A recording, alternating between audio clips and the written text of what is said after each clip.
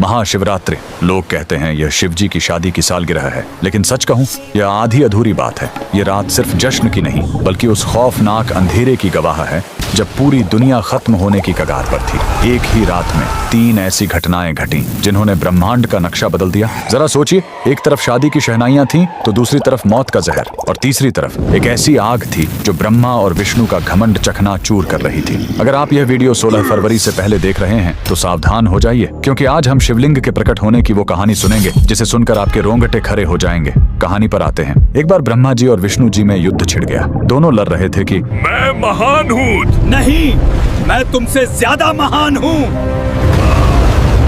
उनका यह घमंड जब दुनिया का संतुलन बिगाड़ने लगा, तब अचानक उनके बीच एक विशाल अनंत अग्नि स्तंभ प्रकट हुआ। वह आग का एक ऐसा खंभा था जिसका न कोई शुरुआत था न अंत। उस स्तंभ से एक भारी आवाज आई, जो मेरे आखिरी सिरे को खोज लेगा वही महान होगा।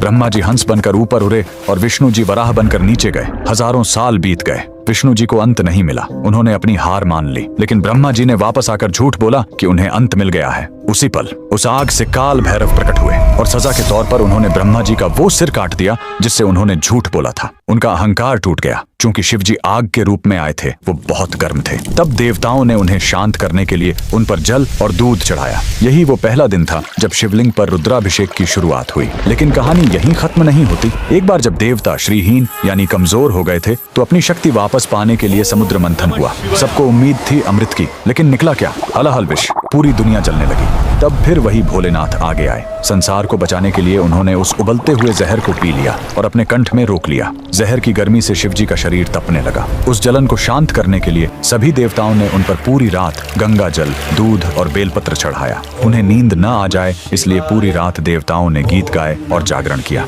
यही वजह है कि महाशिवरात्रि पर हम पूरी रात जागते हैं। लेकिन रुको, यह रात इतनी डरावनी भी नहीं है। इसी रात प्रेम की जीत भी हुई थी। जब माता सती ने अपने प्राण त्यागे थे, तो शिवजी पूरी तरह टूट गए थे। वो वैरागी बन गए, दुनिया छोड़कर समाधि में चले गए। तब माता सती ने पार्वती के रूप में जन्म लिया। उन्होंने हजारों साल तक कठोर तपस्या की, सिर्फ अपने शिव को वापस पाने के लिए। आखिरकार भोलेनाथ पिघले। इसी महाशिवरात्रि की रात वो वैरागी फिर से दूल्हा बना और शिव शक्ति का मिलन हुआ। तो इस 16 फरवरी जब आप शिवलिंग पर लोटा भर जल चढ़ाएं, तो याद रखिएगा, आप उस आग को शांत कर रहे हैं और उस जहर के दर्द को कम कर रहे हैं। कमेंट में लिखें हर हर महादेव।